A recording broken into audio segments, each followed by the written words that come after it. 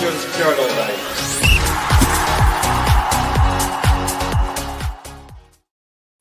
But my apologies for that intro video. My fingers slipped just as I was pressing the original one. So it's not the Coppin Report this evening. It's just the regular Rangers Journal. My apologies for anyone watching. Welcome everyone watching along, and also welcome to a panel of guests this evening. Ricky, how are you this evening, mate? Hi Billy, hi Ryan, Jock again, guys. Yeah, I'm good, Billy. Thanks, mate. I've got my Christmas hat on, as you can see, as it's Christmas week. So in the festive spirit now, albeit I'm still working tomorrow. But yeah, I'm looking forward to tonight, guys. I'm working as well tomorrow, so no sympathy, mate. Jock, you all right, mate? I'm good. I'm off until I'm back on the 2nd of January, which is ridiculous. So I'm gonna have to try and watch the match during work hours. That's a nightmare. And Ryan, mate, thank you very much for coming along. I think you were last minute, but thank you for being here. No problem, guys. Feeling festive. Looking forward to 4 important fixtures between now and time.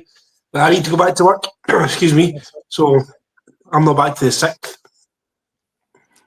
Well, lucky for you. No, I'll be off for a couple of days here and there, but self-employed, so you can't really take the benefits of the paid annual leave or whatever.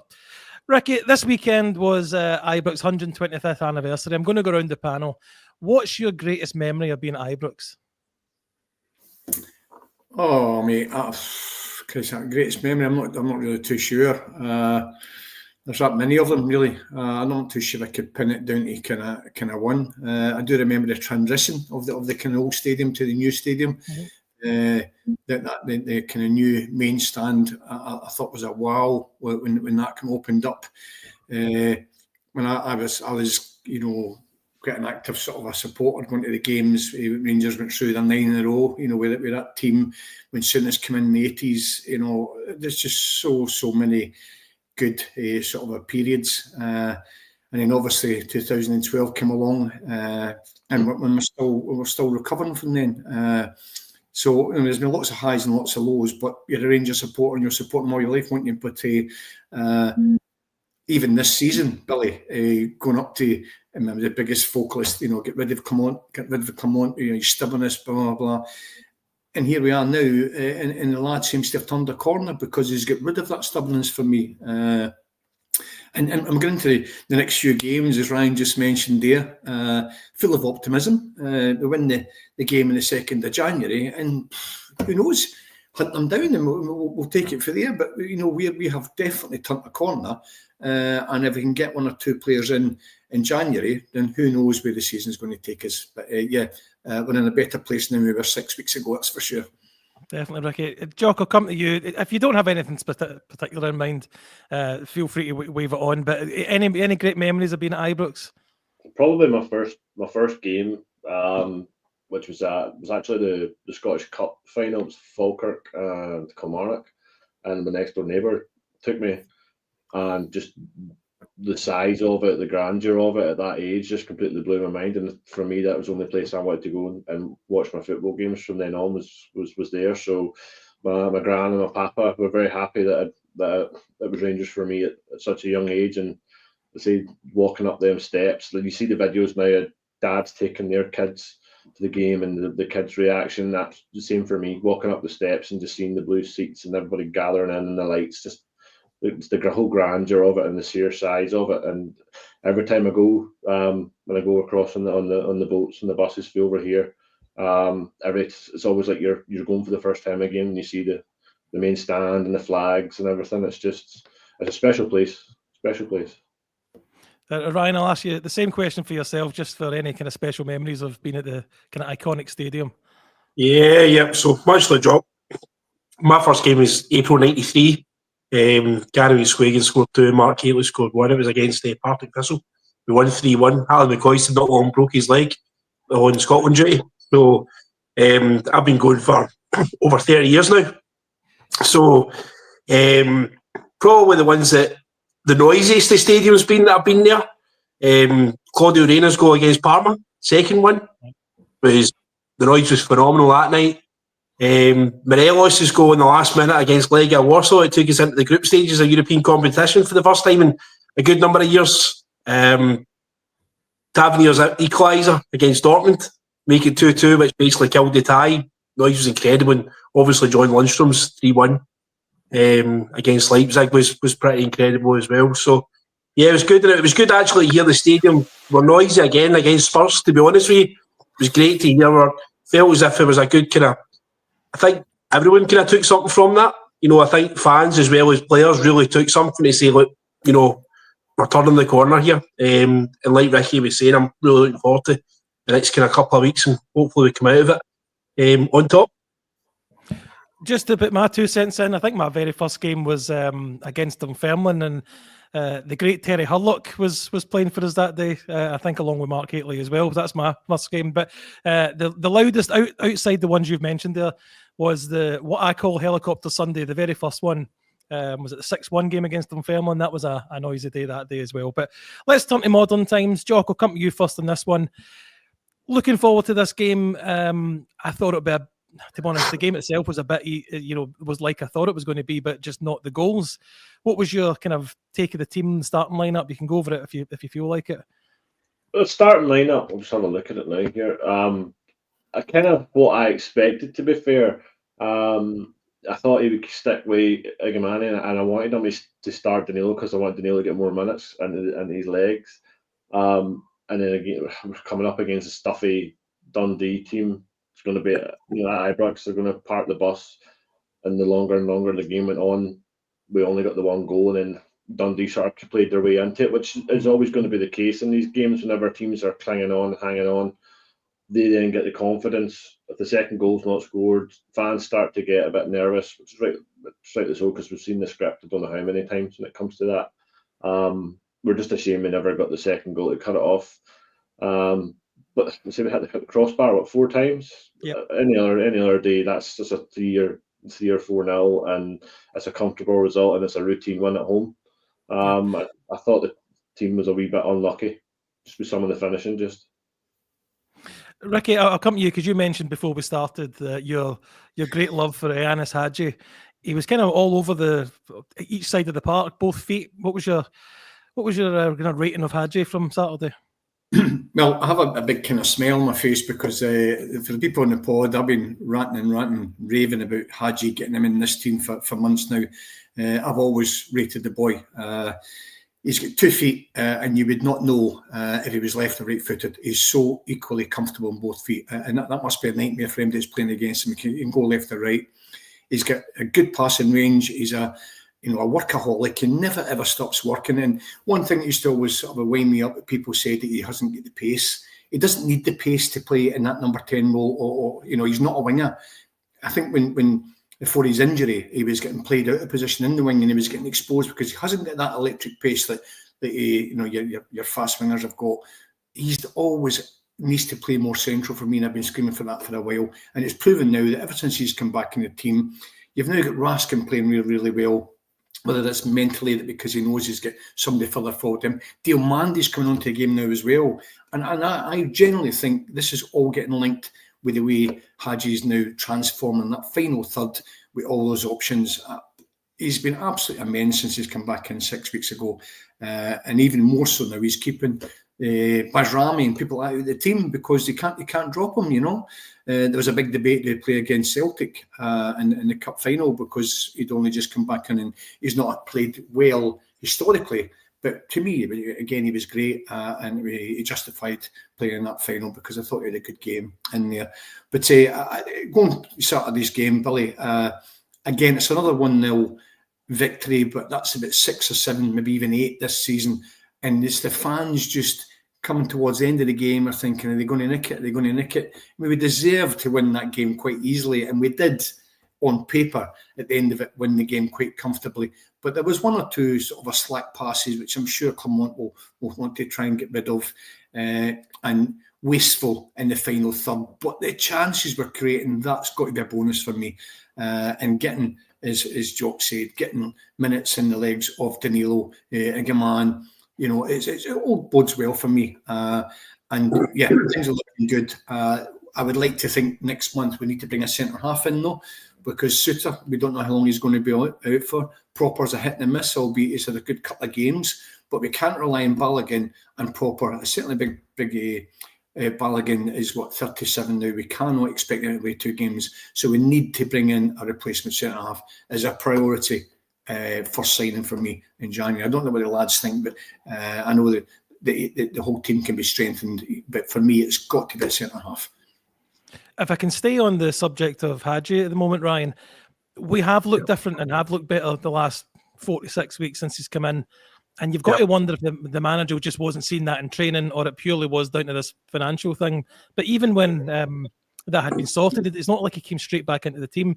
But do you put down the kind of turnaround in our form down to Hadji alone, or is there more to it than that? Yeah, well, between Hadji, Danilo and Igaman, I would say between the 3 of those, the emergence of Danilo come back from injury. Excuse me, Igaman now obviously starting to kind of really bed himself in and settle now, and Hadji's, coming out a new player. I believe it was truly wages politics was the problem with it. I think we've got to kind of realise now, though, that he's actually only about 10 days away that he can actually agree free contract terms with another club from abroad now. So if we see him as a kind of instrumental part of the team, we need to be trying to sit him down and have a word about his contract. And I don't know how much he's going to want to talk to us about a new contract, because truth be told, we've not really very well looked after him as far as contract negotiations are concerned. So he might be trying to play himself out the door, which should be a shame, because I think he's been great. Quality of final ball. I think we've seen the first goal against Kilmarnock, the Tavernier scored. Just the true, the technique. I think the strikers have always got belief when he's going to cross the ball, you're going to get a good one. So they have the confidence to make the runs, rather than holding it and thinking it's going to go somewhere else. So I think he's instrumental. I think we need to do everything we possibly can to get him to sign another contract with us. And you're thinking a longer term contract or just another year extension? What do you think? Well, no, I mean, definitely not a year. He's young enough. He's young enough, and there's value in it. If you don't sign him for at least another year or 2 years, or 3, possibly even 3 years, you're potentially still looking at somebody coming in and nipping him off you on the cheap there. That we should be signing our prospects on longer term contracts. Eagleman's got a long term contract. Jeffy's got a long term contract. If we think the guy's worth money, he's the poster boy of Romanian football as well, remember. Yep. And there's talk of the guy that's just bought over Genoa. He's desperate to get him. He's a well-known Romanian businessman. He's desperate to get the poster boy of Romanian football at Italy. So, fine. And there's always talk of Galatasaray being his natural home and stuff like that as well. I don't think they've ever instigated that they were going to get the checkbook out for him. But, we should be learning our lessons from what happened with Morelos, what happened with Kent. We've let millions of pounds of talent walk out the door for nothing. And we've got to do everything we possibly can to make sure it doesn't happen with Hadji. My only worry, if I come back to you, Jock, is he has been available quite freely for a wee while, and nobody really came in for him. His loan move away wasn't particularly successful. Do you see us forking out another, he's probably going to want the contract that he was meant to be on by this point. Do you see us forking out another couple of years for him? I'm McKinnon and Ryan's camp here. I think we should sort of secure him at least another year. And then if somebody wants to come in, if he starts, contributing with goals. I think it's the one thing he's missing out of his game's goals. Assists, we know he can do that. I'd like him to sign a contract. I don't think we use him enough market-wise. Like as Brian says, he's a poster boy of Romanian football. He's got his own Pepsi can. There's not many people who say that. He's a poster boy for Pepsi Romania, and something that I just don't think we use enough of is that sort of marketability side of it. Whether he wants to sign a new contract remains to be seen after the whole carry on over the summer. But he's saying all the right things in his press conferences, and that's translating onto the pitch and his performances as well. So I'd like to think at least have discussions with us, because like you say, there's nobody who really has come in and thrown money at us or tested the waters with him, apart from the loan that he went on, that started off okay and then it tailed off, and then we didn't see him until he was playing B team football for Rangers over the summer and into August and September because of the contract dispute. So I would sign him up. I would try and put at least a year, maybe 2, so we have some sort of sell-on value, because Romania, I haven't looked to see how they're doing for the Euros, but that's in our short window we want to be playing in, especially in European football. I know he's not in the European squad, but that could change when the next registration period comes after January. So it's a narrow window we want to be putting our players into. To be fair. Ricky, okay, move on from Anis Hadji just now, and we'll touch on the centre half thing later on, because I was going to go through some positions we maybe look to strengthen because the window is about to open. But the last couple of weeks has given a resurgence of James Tavernier, and I thought he played really well the last 3 games.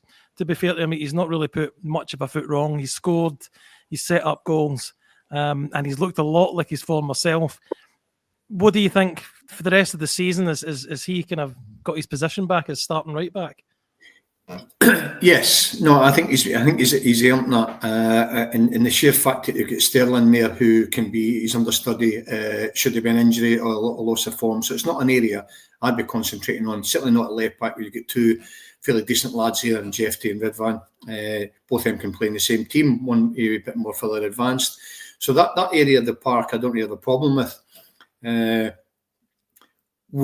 would like to see Dessers be moved on and another striker brought in, whether that's Shanklin or whoever it may be. But I think we really need to sort of cut our losses there and move Dessers on, because we can do better with the wages we're paying him. No disrespect to the boy, he's just not good enough for me.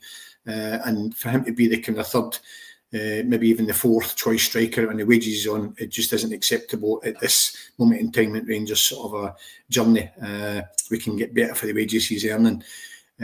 For me, the central midfield, I think there's enough depth in there for us to sort of chop and change with a busy schedule. So an area, again, we could strengthen, but I don't think it's a priority.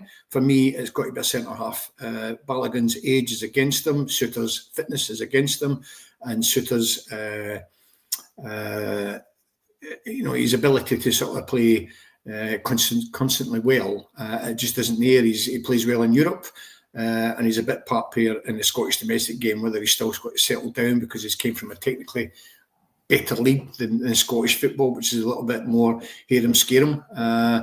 He's definitely a decent football player, because you can see that in European games, but domestically we need cover. So for me, that is goalkeeper, absolutely fine. Kelly's there to come in for Butland. So the priority for me, whatever money we have got available in January, should there be any, would be for a centre half, 100%. So not replacing Tav for you then, Ricky. Ryan, nope. Your opinion on Tavernier, not really just in for his whole career. I just mean the last few months he was out of the team, and none of us really wanted to see him back in. But the last few games he's looked like his former self. Do you think that's right, or is it just a purple patch? Yeah. Listen, I'll be honest. I was quite vocal about him being phased out of the team. And I'm glad he's proved me wrong, and he's shown leadership. To be honest, everyone always questions Tavernier's leadership qualities. But the fact that so many people were so vocal, and he'd actually, did lose his place in the team, and people were kind of almost, celebrating the fact he'd lost his place in the team, and maybe short memories, to be honest with you, given the fact that everything he's done for us over his career for us. So the fact that he's played his way into the team, and the way that he handled Maeda in the cup final as well. Obviously, Maeda did get his goal. I don't personally blame Tavernier for that, but I'm more than happy for him. We always spoke about, if he starts the Old Firm game, we're going to lose it. I'd be quite happy to see him start the 2nd of January. Not a problem at all. Not a problem. Moving on, the goal scorer is Václav Černý. Now, I'm singling him out, Jock, because he's been a little bit hit and miss in the last couple of weeks, but he did obviously go through a period where he was a man of the match and first name in the team sheet. I just feel he drops in and out of matches a wee bit too much. Great, one-on-one with the goalkeeper, rounds him, puts it away. How do you rate his performance at the weekend in particular? Yeah, does what he does. Operates well on that right side, and he likes to cut in. And like you say, he's been hit and miss this last maybe 4 to 5 weeks. There's one the away game. I think it was St Johnstone, where he had a couple of chances he cut in, and he just waited, and it's like, why are you not shooting? Could you have had a hat trick at this point, or at least had one? And then on the weekend, I was screaming at him to square it to Iggerman because he was open, but then he's used Iggerman as a decoy, and he's went around the keeper and he's finished it. He seems to have a good what's the word? I have mine's went blank. He's a good rapport on that right hand side. He works well with Tav. Danilo playing the ball through to him. he can break the line, because that's what he does on the last shoulder. The defender broke the offside trap.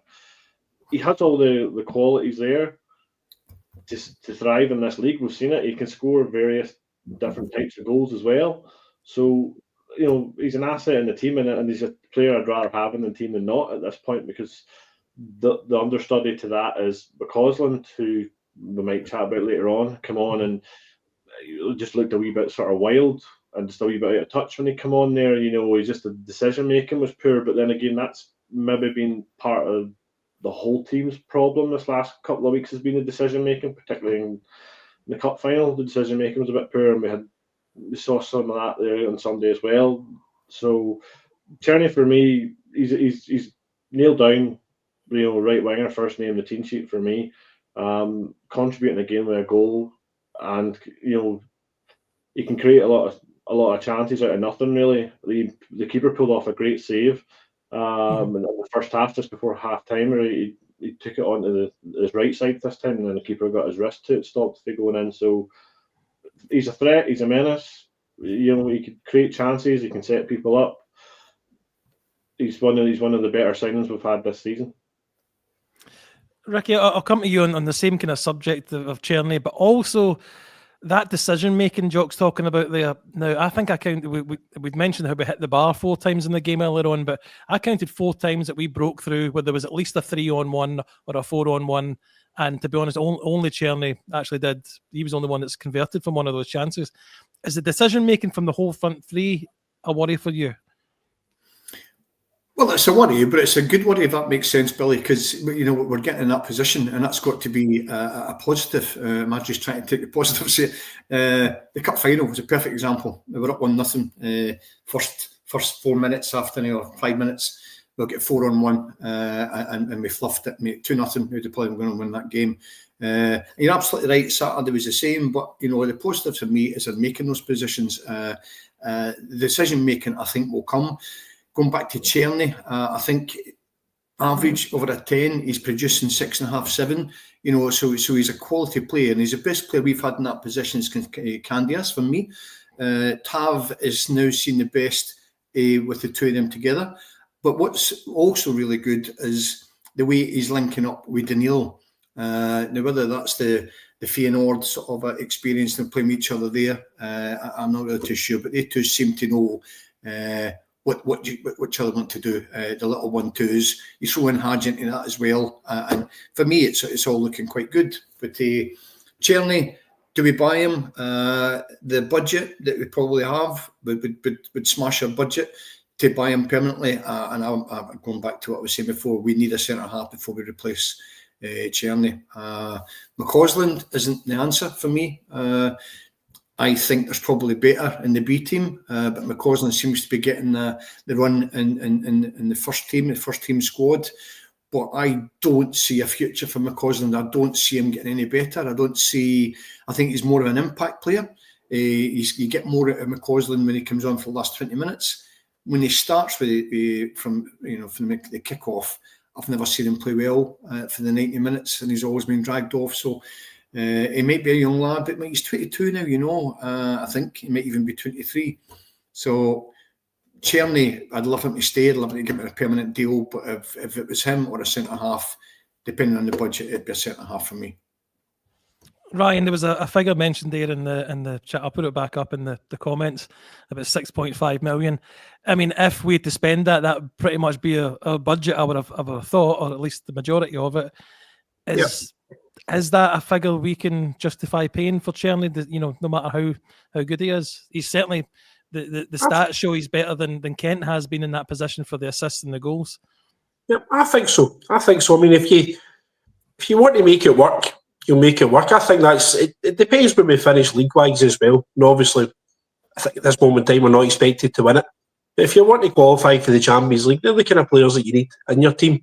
When you were talking there, a game sprung to mind actually, when you were speaking there about how good Tierney is and how good McCausland isn't right at this moment in time. And you maybe remember the Malmo game away, where Tierney went clean through and goal and stuck one right past, very similar to his goal on Saturday, where he actually rounded the keeper on Saturday and scored it. But against Malmo, he's bloated it wide of the post when it was actually probably a lot easier to score, and everyone's kind of got on his back, and McCausland comes on, McCausland gets the second goal, which decides the game for us. So I'd like to see, I think that the thing with McCausland is that he's not getting a chance to develop, he's not getting a chance to get any better because of how good Tierney is in the testing of Tierney, but it's a difficult one. I think in Saturday when Ross came on as well, I think he's maybe a victim of maybe trying a bit too hard, to be honest with you as well, and try to catch the managers eye and try to impress, but maybe he just needs to kind of relax and actually let his game come through. But as far as the £6.5 million is concerned, I think that's cheap in the modern market, to be honest with you. I see English teams spending that on 18-year-old boys coming from nowhere, to be honest with you. So if somebody told me there was a £6.5 million player, he's a known quantity to us, he's already pre-settled into the team, he's going to start for us every week and he's given us great numbers the year before, I think it's a no-brainer, to be honest with you. You know, and as long as he carries on the way he's been carrying on for us so far. Jock, I mean, I'll stay with you on the same subject of the price. If you consider what they across the city spend on players that sit on the bench, you know, I'd love to be able to throw that kind of money away, but 6.5 million, if that is the kind of touted amount, is that something you can allocate our funds, or the funds that we do have, to one player? Probably not, unless we sell something big and bring big money in. As Ryan alluded to earlier, we've missed out on Morelos money and Ryan Kent money that across the city haven't. They've had their wheel churning and you know, selling tens of millions of pounds worth of players every summer to fund them be able to buy, as you say, big money signings that are able to sit on the bench. We're just not there yet. Hopefully we do get there. Hopefully Eagleman's one of these guys that will be one of the ones that does go for silly money, Premier League money, we hope, like Zabassi and Patterson. To me, 6.5 million on Tierney now, probably not. I think 6.5 million could buy us another centre-back, or potentially fund a loan, a decent quality loan, and bring in another player, possibly up front. But I think this window will be quite interesting, because obviously we do have to pick up a centre back, and we are obviously going to be looking for a striker. It'll be interesting to see if they're maybe trying to pick up a naturally left-sided winger as well, which is something we've been crying out for a while. Ricky, we'll talk about McCausland. Are we as fans far too quick to write off a player? Or is he really just not done enough? He's not the quality for you? Well, a phrase that's always mentioned, certainly in this pod, is the eye test. Now, I played a decent standard of football all the way through my teens. Played Aberdeen under Alex Ferguson before I went to the army.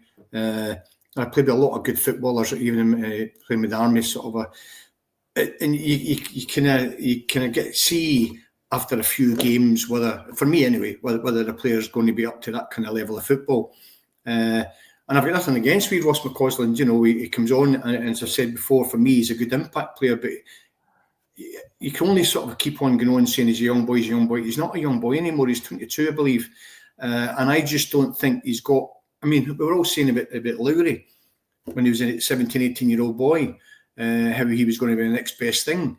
And he's just not developed. And they're on about, selling him off in January now, him and Devine, because he just hasn't came to fruition. He never, came to any of that expectation that his early years suggested he was going to get to. Not everybody does get there.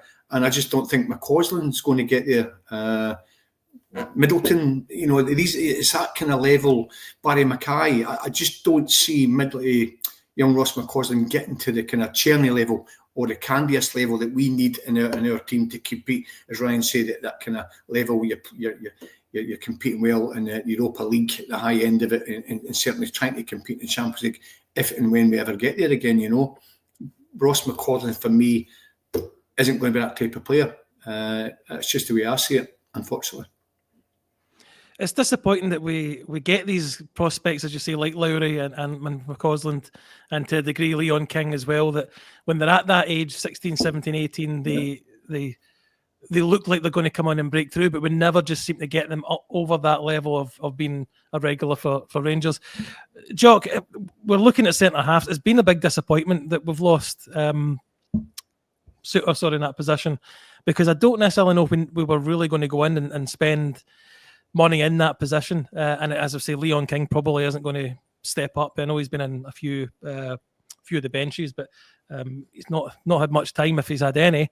I've noticed. So, are we looking at a loan signing rather than somebody permanent? Do you think? I would say so. A loan signing, you can probably guarantee you'll be able to get in quite quickly in January. If you're looking at permanent signing, you're going to be waiting to the last couple of days where other clubs have shifted players on, and then the transfer windows churning and players are moving left, right, and centre. Ideally, obviously, you want somebody in that can hit the ground running in an ideal world, and somebody that's going to bring us a bit of quality. So we're looking ideally Premier League level, but again, then if you're looking at a Premier League player, you're going to be like, right, okay, this player probably not been playing games in the Premier League, so he's going to have to come in and he's going to have to go up to speed. So it's a catch-22. Yeah, I'd say a loan signing. Hopefully, with nothing along the lines of what we did last season with Carson. Aye. As I say, that we're unlucky with Carson Weir with his knee injury. That's just one of those things as well. So we did have cover there, but and 2 injuries, and that's us. Or we're having to get a right back now playing centre back, which he extremely can do. But I think it'll be a priority now for Coppin to get a centre back in, whether it be on loan or transfer fee, but hopefully it'll not be too big a fee at that. Ryan, do you think we'll manage to get anybody off the books in January? And if so, who? I think so. I think if the door's open wide enough for Dessers, I think he'll go, to be honest with you.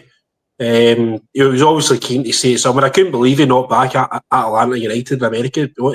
Atlanta United, sorry, in America, to be honest with you. Fantastic stadium, what a set-up out there, and obviously a chance for a good life living in Georgia and stuff like that. So I was really shocked that he knocked them back to stay with us, to be honest with you. I think all the money financially was agreed between the two clubs. The only reason I think possibly could have stayed was because obviously at that point he was going to be seen as the first choice striker. Danilo was obviously still documented as being injured at that point. Eagleman was brought in as an unknown quantity, so I thought he probably realised he was going to start most weeks for us. But arguably now he's the third choice striker, so he may be looking at it now saying, well, the money's right, situation's right, he might just move on.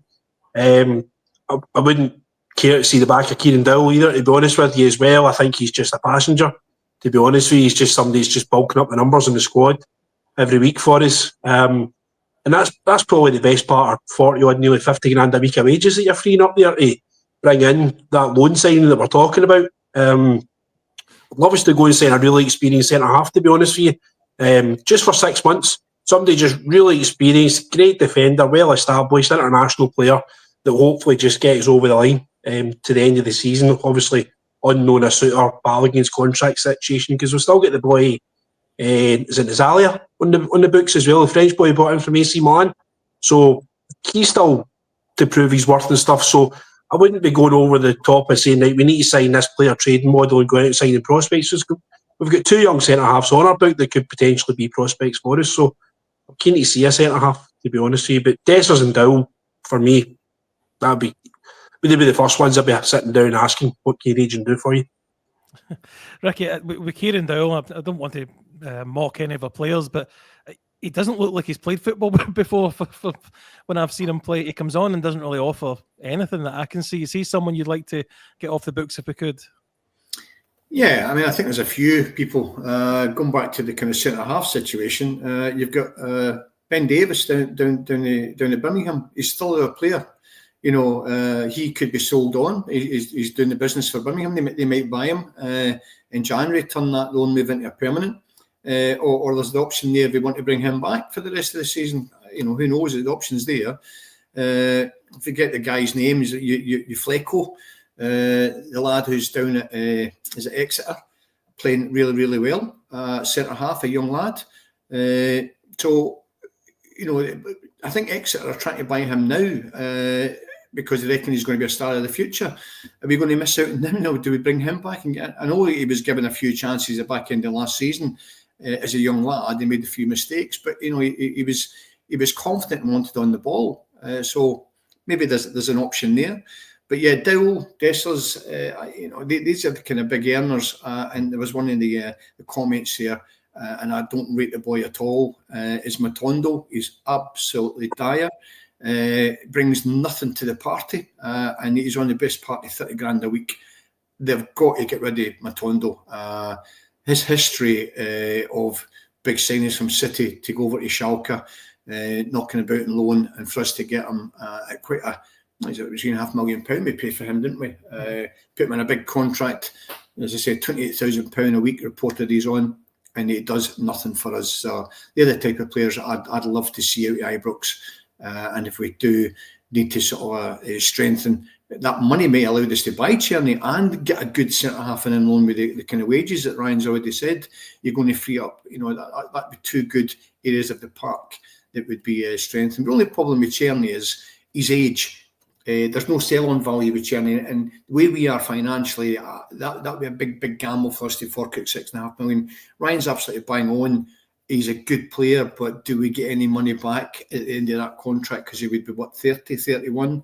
So we'd have to be prepared to write that money off. And I just don't know whether we're in a position to do what Celtic do. Their banks, heavily sort of saturated with money. We're still sort of like scampering about at the bottom end of that market. And I just don't think... So a little bit like Tillman.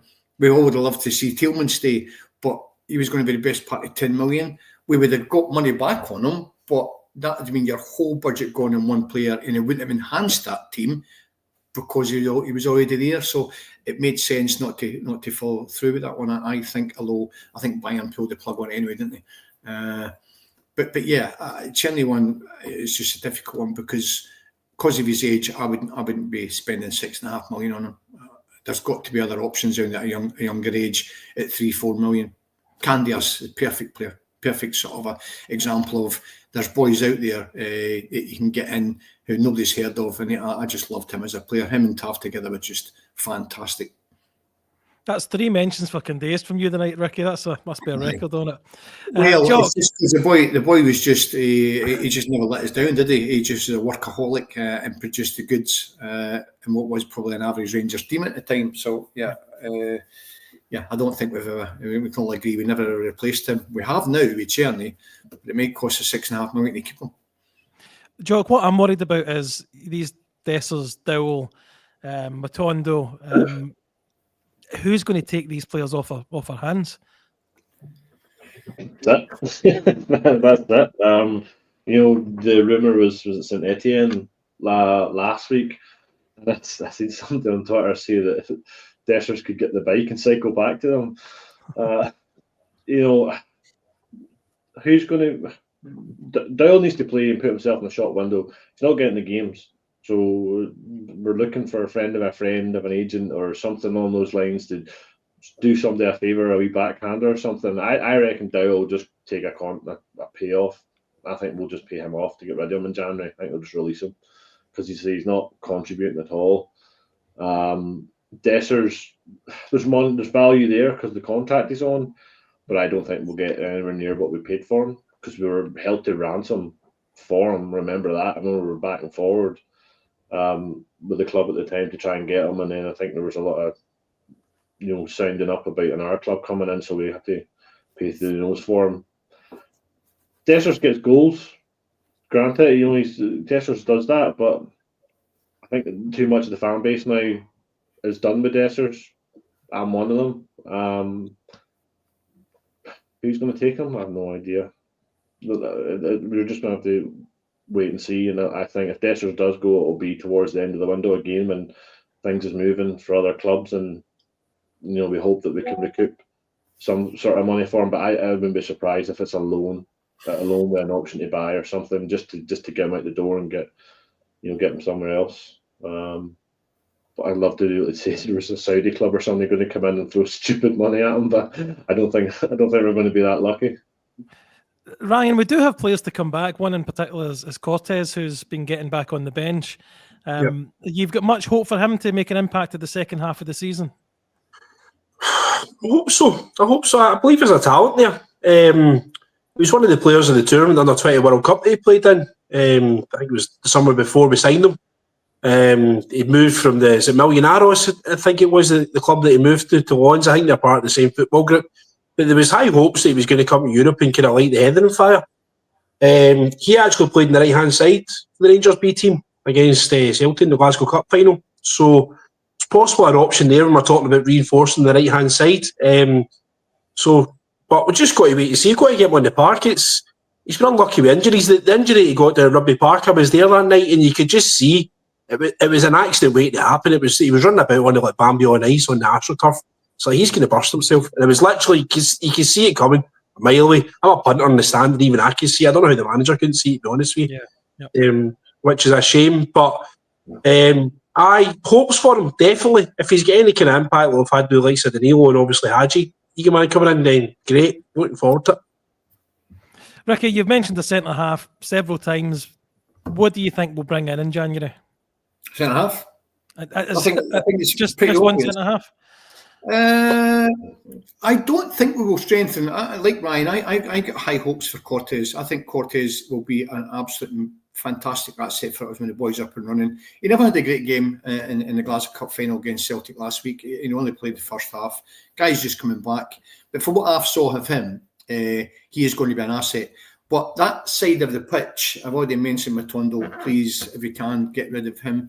But you have got Jeffrey or you've got Ridvan that can go in and play in that position. So again, there's cover there.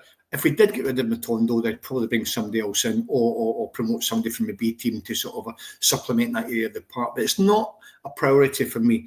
I like the left-hand side. And when we get Cortes in there, the competition for places is pretty good. It's probably stronger than the right-hand side. So if anything, it would be the right-hand side that I would probably prefer to strengthen as opposed to the left. If we got all these players back fit. The one thing about Matondo is his pace is electric, but he doesn't know, he hasn't got the sense to use his pace. This is a problem with Matondo. You know, sit deep, knock the ball past him, run like mad, you're past the player. It's very, very simple. He doesn't understand it. And it's so frustrating that he cannot use his biggest asset. But maybe the likes of Hadji could maybe introduce that into him with the passes that he could bring him in and make him use his pace. So we'll wait and see. Nobody's going to come in and buy Matondo, so he will be back on the bench in the new year. And let's just hope we can try and utilise what he undoubtedly had as a young boy, but he's certainly not got it now. I'm hopeful, Ricky, because I agree with you. I don't think anybody's probably going to come in and take him off our hands. He's on big wages. It was a big fee. But if he can contribute something in the second half of the season, then what can we can't really criticise him for it. He's not been utilised, I think. I mean, look at the 2 goals he got towards the end of last season against Hibs and Celtic.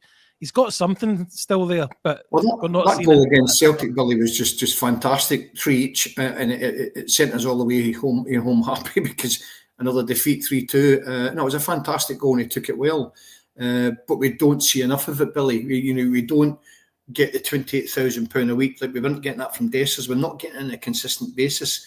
And it's all right getting flurries now and again, but we're not even getting 60, something that kind of wage. You're expecting 60% of their performance to be, 6 out of 10. Everybody can have bad games, but at that kind of level, you need to be producing a lot better.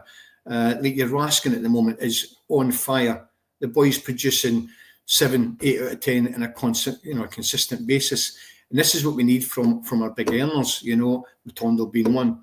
And he's just failed for me to produce on a constant basis what we really need to be getting from the amount of money he's getting from Rangers wages, So that's my opinion anyway.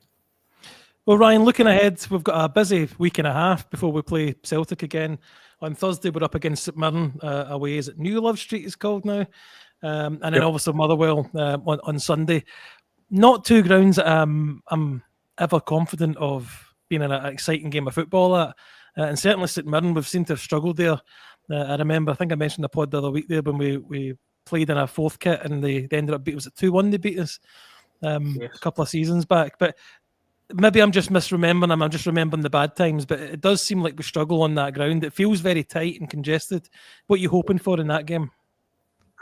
Listen, I hope we go out and do our business early, to be honest with you.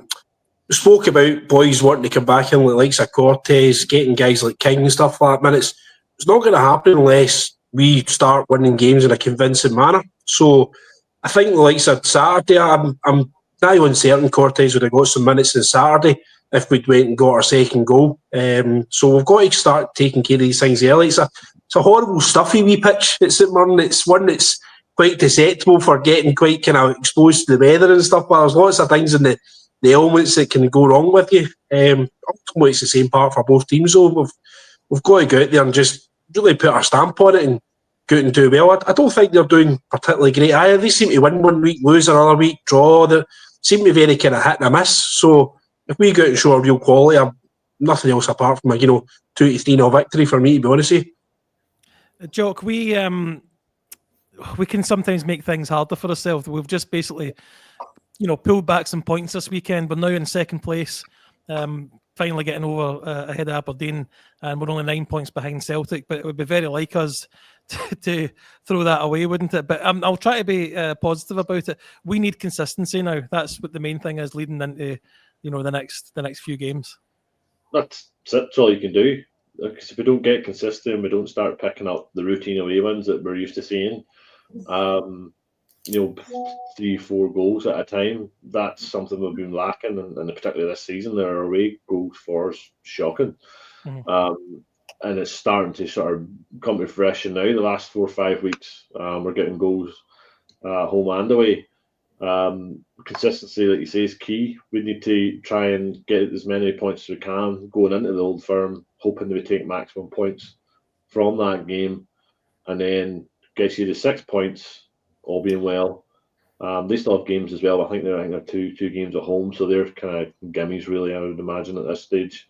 I think we're at a stage where we just want to sort of maybe put the pressure on a wee bit. We're in that position now. If we can win these 2 games, whether we do it's a different story.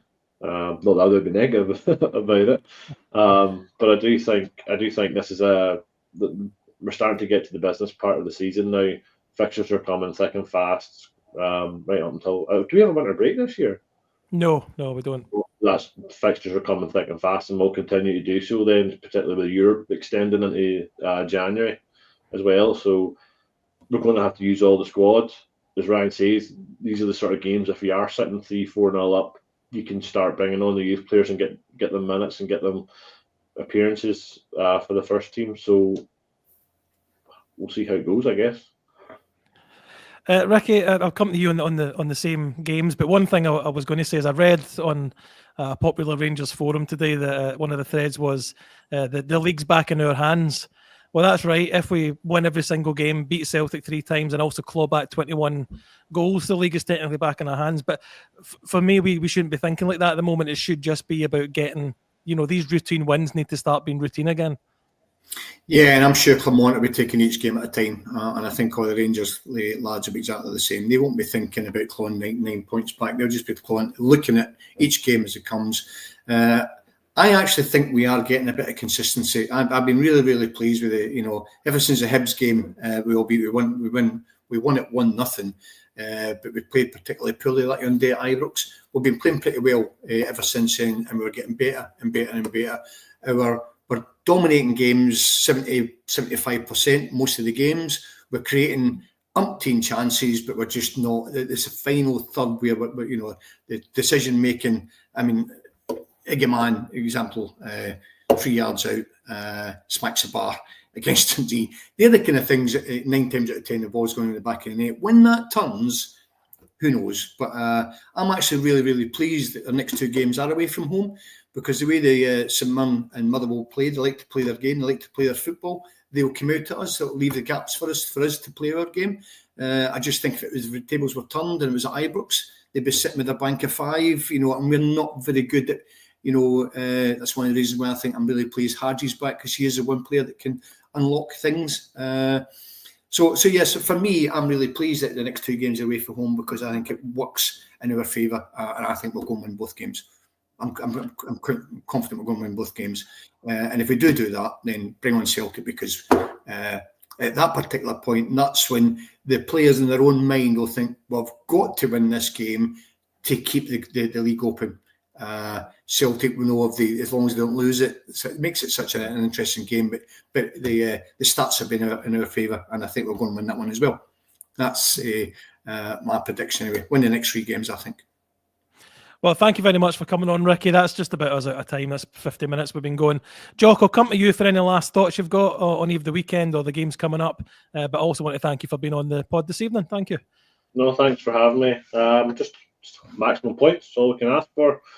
Send the Bears home. Happy Christmas. Couldn't agree more. And Ryan, thanks for coming in last minute, as I was saying. Anything you wanted to add to what you've not said, or you've not managed to make? No, I just want Rangers to turn the pressure up. Let's get the pressure on. Let's start winning. Let's start winning well. Let's get a win the 2nd of January, and let's watch them fold. Because if we put the pressure on, we know they don't handle it very well. We know they don't like losing. They can't take it very well. So let's get the pressure on. Let's go and do what we can do. That's fighting words, Ryan. You're going to get yourself clipped on one of those Celtic podcasts or Celtic feeds. Always happens to me, mate. It's all right. Don't worry about it.